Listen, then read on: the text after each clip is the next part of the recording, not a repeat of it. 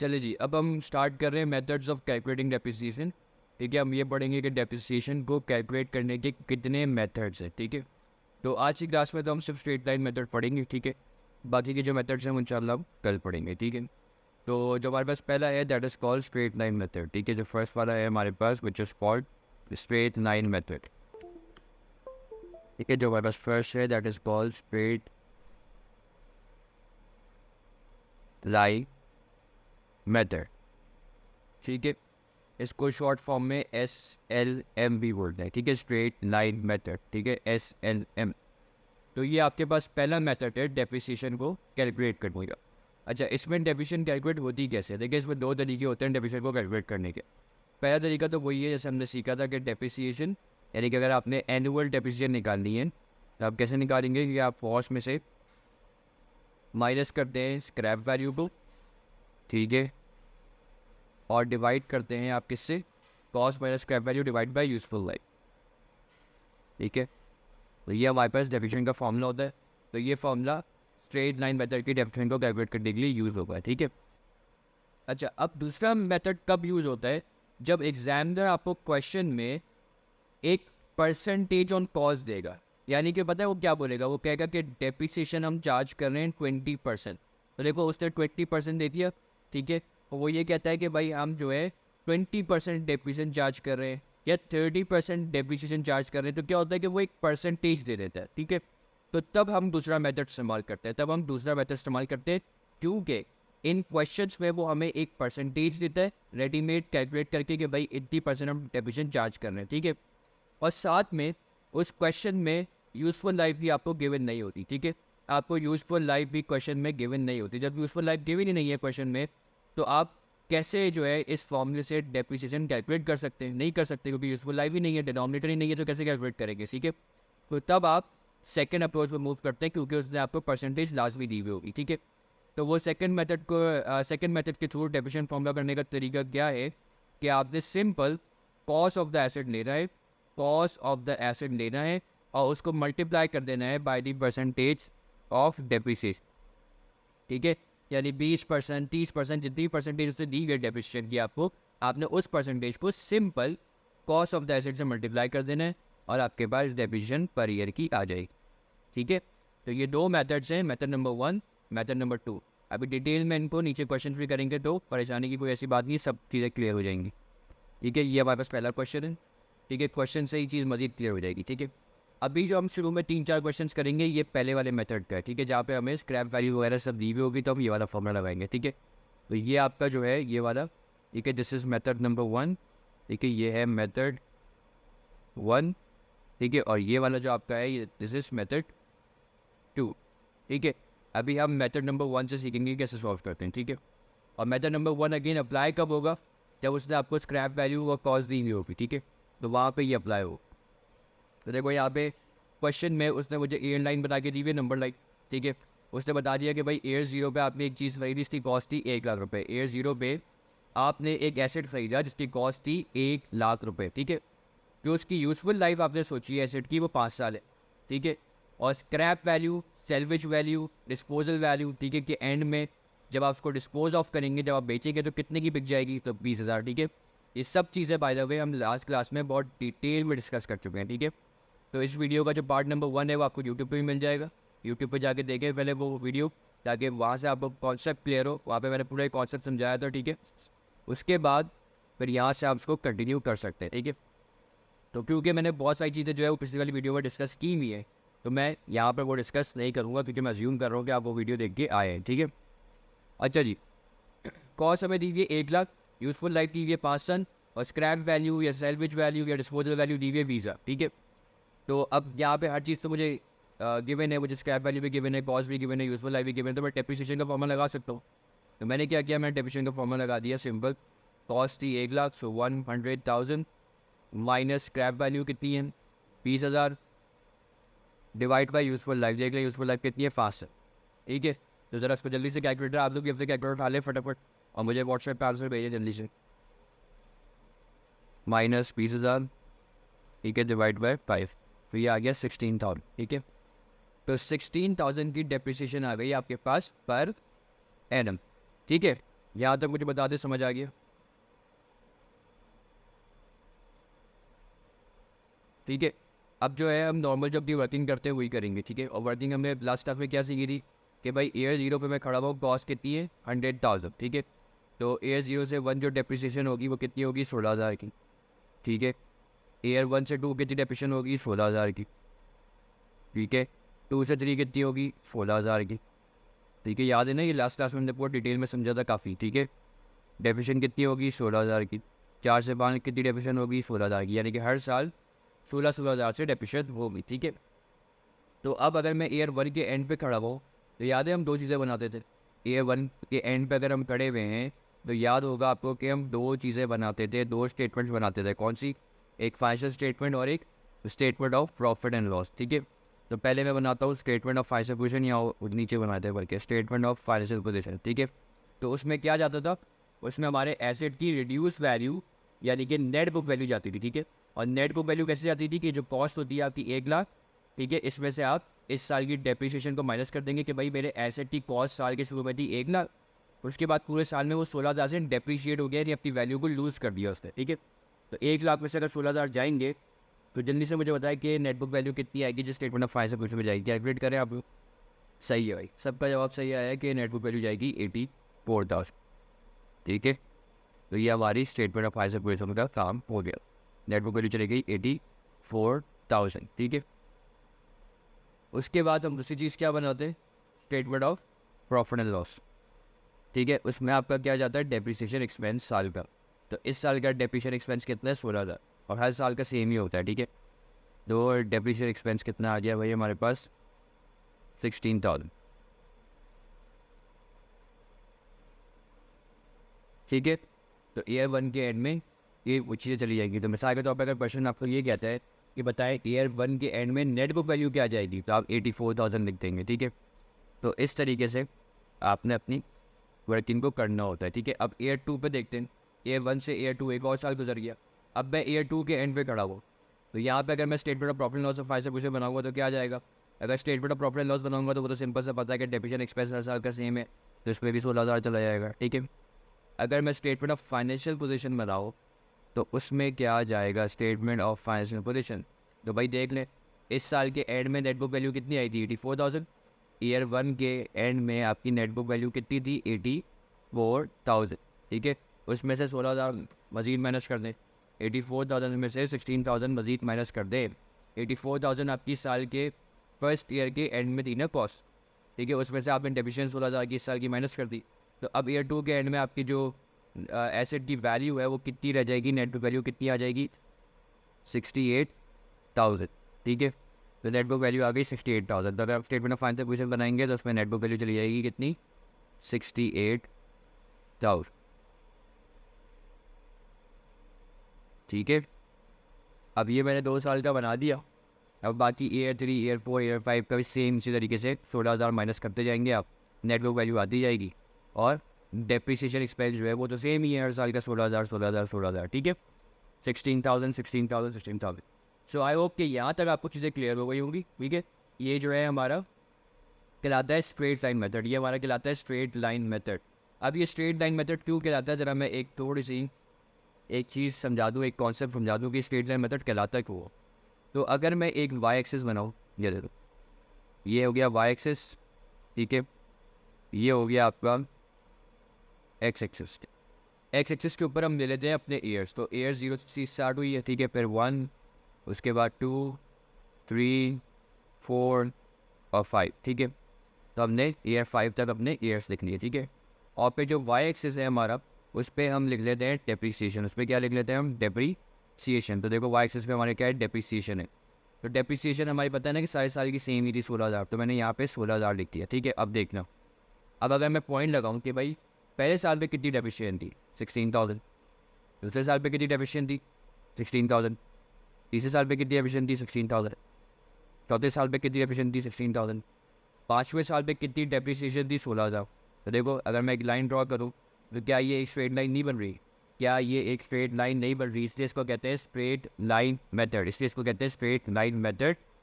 और straight line method में होता क्या है, स्ट्रेट लाइन मेथड में ये होता है कि हर साल डेप्रिसिएशन सेम आती है, हर साल डेप्रिसिएशन सेम आती है। अभी जब हम स्ट्रेट लाइन मेथड कंप्लीट कर लेंगे तो उसके बाद हम पढ़ेंगे रिड्यूसिंग बैलेंस मेथड। वहाँ पे आप देखेंगे कि हर साल डेप्रिसिएशन सेम नहीं आएगी, ठीक है, हर साल डेप्रिसिएशन सेम नहीं आएगी, ठीक है, वो एक अलग मेथड है, वो हम नेक्स्ट क्लास में पढ़ेंगे। लेकिन अभी स्ट्रेट लाइन मेथड की क्या क्वालिटी है कि इसकी जो डेप्रिसिएशन होती है हर साल की वो सेम रहती है। 16,000 16,000 16,000 16,000 16,000 आप देख रहे हैं कि हर साल इवनली स्प्रेड आउट कर दिया, तो ये आपका स्ट्रेट लाइन मेथड होता है, ठीक है। और अभी हम स्ट्रेट लाइन मेथड में मेथड नंबर 1 पढ़ रहे हैं, जिसमें हमें कॉस्ट और स्क्रैप वैल्यू गिवन होती है, यूजफुल लाइफ गिवन होती है, तो हम फॉर्मूला लगा के डेप्रिसिएशन कैलकुलेट कर लेते हैं। अभी आगे हमने मेथड 2 भी पढ़ना है, जहाँ पे हमें परसेंटेज गिवन होगी, ठीक है, तो वो कैसे करेंगे वो भी बहुत सारे क्वेश्चन है, आराम से देखेंगे, ठीक है। चले, अब ये क्वेश्चन आ गया, ठीक है, इस पर आपको नंबर लाइन बना के नहीं दी हुई, वो आप लोग खुद बनाए, ठीक है। कॉस्ट आपको दी हुई है 2 लाख रुपये, यूजफुल लाइफ आपको दी हुई है 10 ईयर्स, रेजिडेंशियल वैल्यू आपको दी हुई है 20,000, और रिक्वायर्ड क्या है, देखिए रिक्वायरमेंट क्या है क्वेश्चन की, पर ईयर डेप्रिसिएशन। उससे आपसे ये पूछा है कि भाई बताओ कि पर ईयर डेप्रिसिएशन क्या आएगी, ठीक है, सिर्फ ये रिक्वायरमेंट है क्वेश्चन। तो जरा जल्दी से इसको करें, मैं आप लोगों को टाइम दे रहा हूँ, खुद से ट्राई करेंगे, उसके बाद मैं करवा दूँ। चले भाई, अब देखें, काफ़ी बच्चों के सही आंसर हैं, ठीक है, बाकी एक दो के गलत आए तो गलत आए तो मैं करवा रहा हूँ, ठीक है। तो आपको अपने जो सोल्यूशन है उससे मेरा सोल्यूशन टैली करें, ठीक है। तो देखिए, कॉस्ट मुझे दी हुई है, यूजफुल लाइफ दी हुई है, रेजिडेंशियल वैल्यू दी हुई है, तो जब ये तीनों चीज़ें दी हुई है तो मुझे पता है कि मैं डेप्रिसिएशन का फॉर्मूला लगाऊंगा, ठीक है। तो डेप्रिसिएशन का फॉर्मूला अगर मैं लगाऊँ तो कॉस्ट कितनी है 200,000 माइनस रेजिडुअल वैल्यू है 20,000, ठीक है, डिवाइड बाय इसको कर देंगे 10 से, ठीक है। तो डेप्रिसिएशन आपके पास आ जाएगी, डेप्रिसिएशन आ गई है हमारे पास 18,000 पर एनम, ठीक है। तो मैंने जब इसको माइनस किया डिवाइड बाय 10 किया तो मेरे पास कैलकुलेटर में वैल्यू आ गई 18,000 पर एनम की डेप्रिसिएशन, ठीक है। अब ज़रा मैं इसको अगर नंबर लाइन से समझाऊँ तो नंबर लाइन से भी देख लें, ठीक है। ये ईयर 0 है, इस पर आपने एक एसेट खरीदा, इसकी कॉस्ट कितनी थी 200,000, ठीक है। उसके बाद ये आ गया आपका ईयर 1, ठीक है। उसके बाद year 2, year 3, year 4 and so on, ठीक है। तो अब हमें पता है कि डेप्रिसिएशन हमारे हर साल कितनी आ गई है 18,000, ठीक है। और इसी तरीके से 18,000 क्योंकि स्ट्रेट लाइन मेथड है अगेन, तो जो डेप्रिसिएशन होगी हर साल की वो सेम होगी, सही है। तो हर साल की डेप्रिसिएशन 18,000 18,000 18,000 आ गई और all the way to 10 years, ठीक है। अब अगर नेट बुक वैल्यू निकालूँ मैं, ठीक है, नेट बुक वैल्यू अगर मैं निकालूँ ईयर 1 के एंड में जो कि स्टेटमेंट ऑफ फाइनेंशियल पोजीशन में जाएगी, तो 2 लाख में से 18,000 माइनस कर दें, 200,000 में से 18,000 को अगर आप माइनस कर दें तो दैट इज़ 182,000, दैट इज़ 182,000, ठीक है। तो ईयर 1 के एंड में जो मेरे पास नेट बुक वैल्यू आ गई दैट इज़ 182,000, ठीक है। तो ईयर 1 के एंड में अगर आप स्टेटमेंट ऑफ फाइनेंशियल पोजीशन बनाएंगे तो वहाँ पे नेट बुक वैल्यू चली जाएगी 182,000, और अगर आप statement of profit and loss बनाते हैं तो वहाँ पे डेप्रिसिएशन चले जाएगा 18,000, ठीक है, सही है। उसके बाद अगर ईयर 2 पे हम आते हैं तो ईयर 2 पे भी statement of profit and loss में जो डेप्रिसिएशन जाएगी वो 18,000 जाएगी, ठीक है। और जो नेट बुक वैल्यू जाएगी वो कितनी जाएगी 182,000 माइनस 18,000, है ना, क्योंकि साल के स्टार्ट में जो आपकी नेट बुक वैल्यू थी 182,000 थी। अब इस पूरे साल भी तो डेप्रिशिएट हुआ है एसेट, इस पूरे साल भी तो एसेट डेप्रिशिएट हुआ है ना 18,000 से, तो 18,000 की वैल्यू मजीद कमी कर देंगे, तो कितनी आ गई 164,000, 164,000 ये आ गई नेट बुक वैल्यू, ठीक है। अब ईयर 2 से ईयर 3 देखते हैं, तो ईयर 2 और ईयर 3 पे अगर हम फाइनेंशियल पोजीशन बनाएंगे तो नेट बुक वैल्यू ईयर 2 के स्टार्ट में थी 164,000, फिर मजीद 18,000 से डेप्रिशिएट हो गई, ठीक है। तो जब मजीद 18,000 डेप्रिशिएट हो गई तो 146,000 इसकी नेट बुक वैल्यू रह गई एट ईयर 3, ठीक है। और statement of profit and loss में डेप्रिसिएशन अगेन 18,000 जाएगी क्योंकि वो तो सेम है, और फिर इसी तरीके से आगे आप तो कर सकते हैं। लेकिन क्वेश्चन की अभी ये रिक्वायरमेंट थी नहीं है तो मैंने समझाने के लिए कर दिया।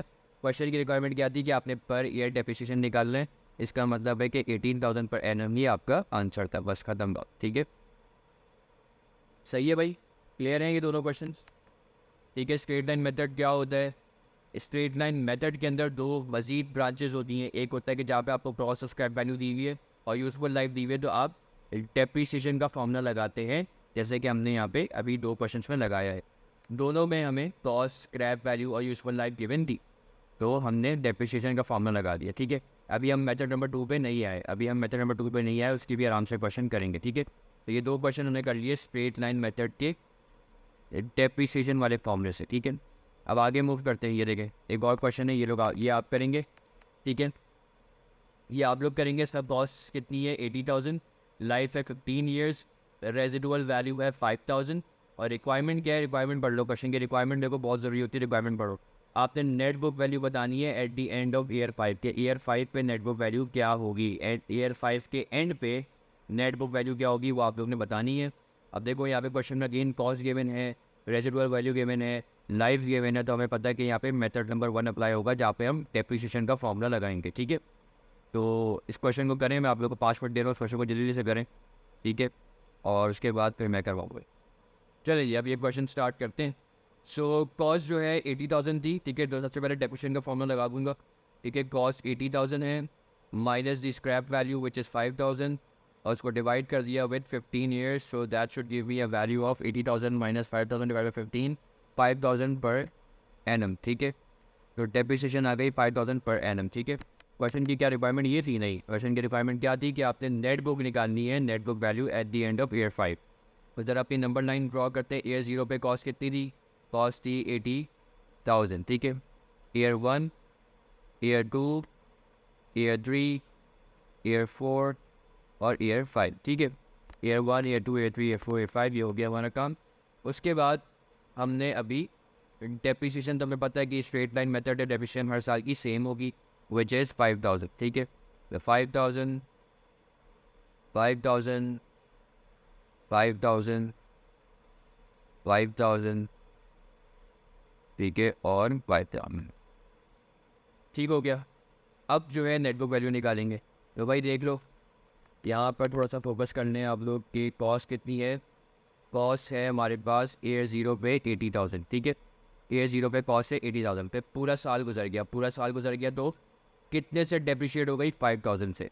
तो 80,000 में से अगर 5,000 निकालें तो नेटबुक वैल्यू आ जाएगी 75,000, ठीक है। 75,000 में से 75,000 ईयर 1 के एंड में नेटबुक वैल्यू आ गई, लेकिन हमें तो ईयर 5 की नेटबुक वैल्यू चाहिए, ठीक है। ये रिक्वायरमेंट है क्वेश्चन की। तो ईयर 1 के एंड में नेटबुक वैल्यू कितनी आ गई, 75,000। उसमें से मज़ीद 5,000 निकाल दें, उसमें से मज़ीद 5,000 निकाल दें, क्योंकि अभी एक और साल गुजर गया, तो 5,000 से मज़ीद एसेट डेप्रिशिएट हो गया। तो 75,000 में से 5,000 किया तो आपके पास नेटबुक वैल्यू आ गई at the end of year 2 70,000, ठीक है। फिर एक साल मज़ीद गुजर गया, ठीक है। ईयर 2 से ईयर 3 एक साल मज़ीद गुजर गया, तो 70,000 में से 5,000 निकाल दें, तो दिस इज 65,000, ठीक है। ये ईयर एंड ऑफ ईयर 3 पे आपकी नेटबुक वैल्यू आ गई 65,000। फिर एक साल मज़ीद गुजर गया, तो 65,000 में से मज़ीद 5,000 निकाल दें, तो ईयर 4 के एंड पे आपके पास नेटबुक वैल्यू आ गई 60,000, ठीक है। और फिर फाइनली एक साल और गुजर गया, तो 5,000 से एसेट और डेप्रिशिएट हो गया, तो 60,000 में से 60,000 में से आप 5,000 माइनस कर दें, तो that should give you a value of 55,000 और ये आपकी नेट बुक वैल्यू आ गई at the end of year 5।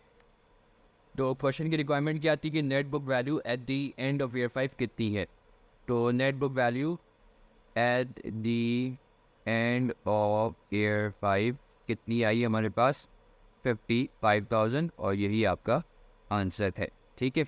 तो उम्मीद है अब आप लोग को स्ट्रेट लाइन मेथड से डेप्रिसिएशन कैलकुलेट करना, नेट बुक वैल्यू कैलकुलेट करना आ गया होगा, ठीक है। स्ट्रेट लाइन मेथड में 2 मेथड्स होते हैं। एक मेथड होता है जहाँ पे आपको कॉस्ट, लाइफ और रेजिडुअल वैल्यू गिवन हो, तो वहाँ पे आप डेप्रिसिएशन का फॉर्मूला लगा के सॉल्व करते हैं, जिसके अभी हमने तकरीबन 3 से 4 क्वेश्चन कर लिए, ठीक है।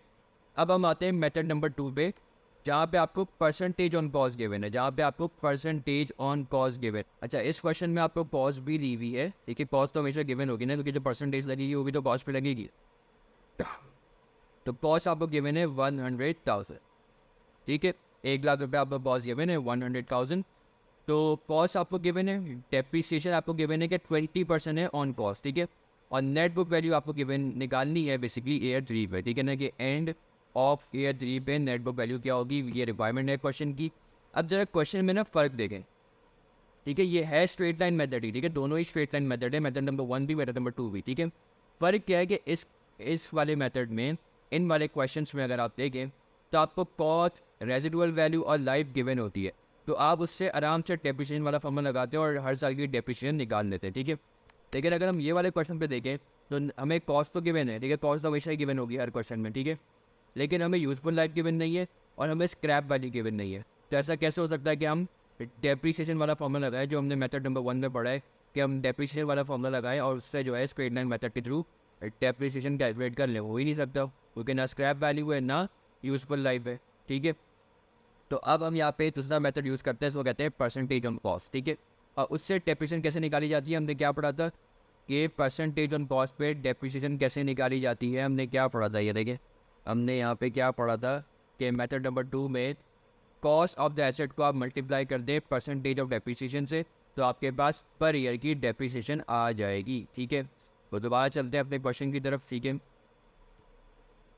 तो यहाँ पर डेप्रिसिएशन हम कैसे निकालेंगे कि डेप्रिसिएशन की कॉस्ट यानी कि एसेट की कॉस्ट कितनी है 100,000, ठीक है, 100,000 एसेट की कॉस्ट है, उसको मल्टीप्लाई कर दिया with the percentage of depreciation जो कि है 20%, ठीक है।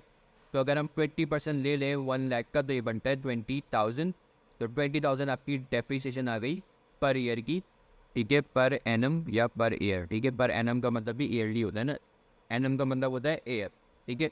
तो 20,000 पर ईयर आपकी डेप्रिसिएशन आ गई। तो आप देख लें कि हमने क्या किया, कॉस्ट ऑफ द एसेट को मल्टीप्लाई कर दिया with the percentage of depreciation, तो हमारे पास हर साल की डेप्रिसिएशन आ गई 20,000, ठीक है।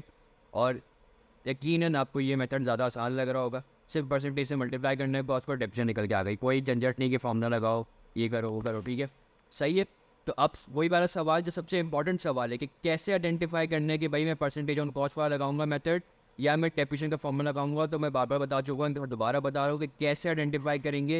आइडेंटिफाई ऐसे करेंगे, क्वेश्चन को आंखें खोल के देखेंगे, क्वेश्चन को आंखें खोल के देखेंगे। अगर क्वेश्चन में कॉस्ट, रेजिडुअल वैल्यू और यूजफुल लाइफ गिवन है तो आप डेप्रिसिएशन का फॉर्मूला लगाएंगे, ठीक है, cost minus scrap value divide by useful life, जैसे हमने अभी 3-4 क्वेश्चन किए हैं, ठीक है। फिर अगर कोई क्वेश्चन इस तरीके का आ जाए जहाँ पे वो डेप्रिसिएशन बोल दे कि 20% है ऑन कॉस्ट, ठीक है, और उसने आपको कॉस्ट वगैरह दी भी हो, ना कोई यूज़फुल लाइफ हो, ना ही कोई यूज़फुल लाइफ हो, ना ही कोई स्क्रैप वैल्यू हो, तो आप डेप्रिसिएशन का फॉर्मूला लगा ही नहीं सकते। तो वहाँ पे फिर परसेंटेज ऑन कॉस्ट की जो है वर्किंग करते हैं, और वो वर्किंग बहुत सिंपल है, एसेट के कॉस्ट को उठाओ और उसको मल्टीप्लाई कर दो with the percentage of depreciation, तो पूरे साल की डेप्रिसिएशन आ जाएगी, ठीक है। अब क्वेश्चन की रिक्वायरमेंट क्या है कि आपने नेट बुक वैल्यू निकालनी है एट ईयर 3, ठीक है। तो मैं ज़रा कलर चेंज कर लूँ पेन का, उसके बाद हम देखते हैं कि वर्किंग कैसे होगी। तो देखें सबसे पहले कॉस्ट ईयर 0 पे कितनी है 100,000, अच्छा पूरी वर्किंग सेम रहेगी, कोई फ़र्क नहीं है, ठीक है। कॉस्ट 100,000 है, डेप्रिसिएशन एक साल की कितनी है 20,000, ठीक है। तो 100,000 में से अगर 20,000 ऐसे डेप्रिशिएट हो गया, अपनी वैल्यू को उसने लूज़ कर दिया 20,000 से, तो साल के एंड पे यानी कि ईयर 1 के एंड पे इसकी क्या वैल्यू रह जाएगी, नेट बुक वैल्यू क्या रह जाएगी, इसकी नेट बुक वैल्यू रह जाएगी 80,000, ठीक है। फिर 1 से 2 मज़ीद डेप्रिशिएट हो गया कितने से 20,000 से, तो 80,000 में से जब 20,000 की वैल्यू मज़ीद गिर गई तो दूसरे साल के एंड पे जो इसकी नेट बुक वैल्यू होगी वो कितनी रह जाएगी 60,000, ठीक है।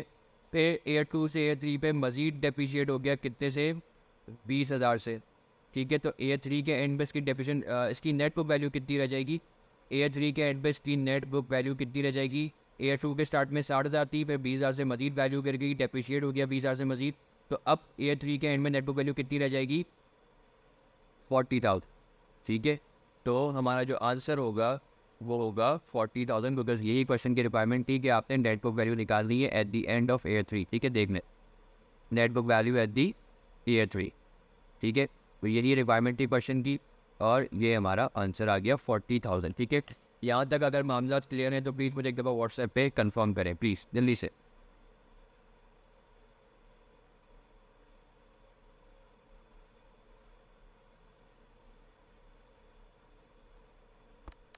ठीक है,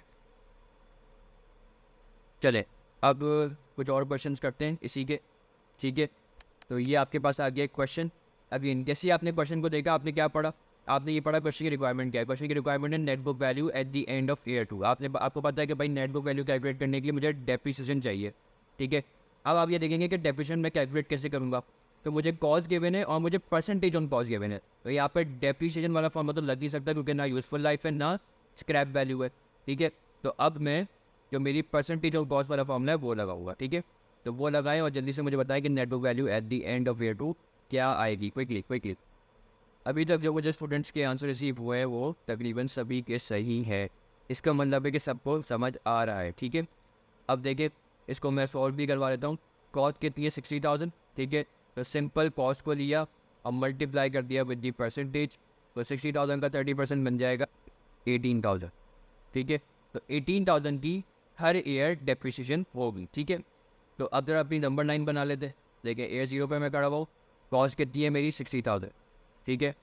उसके बाद मैं ईयर 1 पे आ गया और फिर ईयर 2 पे आ गया। जो मेरा आंसर है वो ईयर 2 वाला होगा, बिकॉज उसने कहा net book value at the end of year 2, ठीक है। तो 60,000 में से जो पहला साल है उसमें डेप्रिसिएशन कितनी हुई है 18,000। तो अगर 60,000 में से 18,000 डेप्रिशिएट हो गया, अगर 60,000 में से 18,000 डेप्रिशिएट हो गया तो 42,000 आपकी ईयर 1 के एंड में नेट बुक वैल्यू आ गई, विच इज़ 42,000, ठीक है। फिर ईयर 1 से ईयर 2 मज़ीद 18,000 से डेप्रिशिएट हो गया, ठीक है। तो अगर 42,000 का था कॉस्ट और 18,000 से मज़ीद डेप्रिशिएट हो गया तो 24,000 आपकी नेट बुक वैल्यू आ गई at the end of year 2, और यही आपका आंसर है, ठीक है। यही आपका आंसर है, यही आपका आंसर है, ठीक है। तो नेट बुक वैल्यू आ गई 24,000 की at the end of year 2। Clear है? चलें मूव ऑन करें टू द नेक्स्ट क्वेश्चन। देखें यहाँ पे अगेन कॉस्ट गिवन है, रेसिडुअल वैल्यू भी गिवन है इस दफ़ा, और डेप्रिसिएशन आपको गिवन है 10% ऑन कॉस्ट, और रिक्वायरमेंट है कि net book value at the end of year 3, ठीक है। अब देखें कॉस्ट गिवन है, क्या यूज़फुल लाइफ गिवन है, क्या डिनोमिनेटर में जो हम यूज़फुल लाइफ से डिवाइड करते थे वो गिवन है। तो डेप्रिसिएशन वाला फॉर्मूला तो लग नहीं सकता, तो डेप्रिसिएशन वाला फॉर्मूला तो लग नहीं सकता। तो अब बच्चे कंफ्यूज होंगे कि सर रेजिडुअल वैल्यू क्यों गिवन है, इसका क्या करें। तो रेजिडुअल वैल्यू गिवन है उसको कॉस्ट में से माइनस कर दो। भाई अगर रेजिडुअल वैल्यू गिवन है तो उसको कॉस्ट में से माइनस कर दो और मल्टीप्लाई कर दो with the percentage of cost, ठीक है। तो इन क्वेश्चन को ट्राई करें, कोई मसला नहीं है। कॉस्ट में से रेजिडुअल वैल्यू को माइनस करें और मल्टीप्लाई कर दें with the percentage of depreciation, तो आपका आंसर आ जाएगा, ठीक है। ट्राई करें, खुद से हो जाएगा, ठीक है। आसान है, जल्दी से ट्राई करें, जल्दी जल्दी। चले अब मैं क्वेश्चन सॉल्व करवा रहा हूँ। तो कॉस्ट आपको कितनी दी हुई थी 100,000, ठीक है। इसमें से सिंपल जो रेजिडुअल वैल्यू है 10,000 उसको माइनस कर देंगे, ठीक है। कोई इतनी बड़ी बात नहीं है, ठीक है।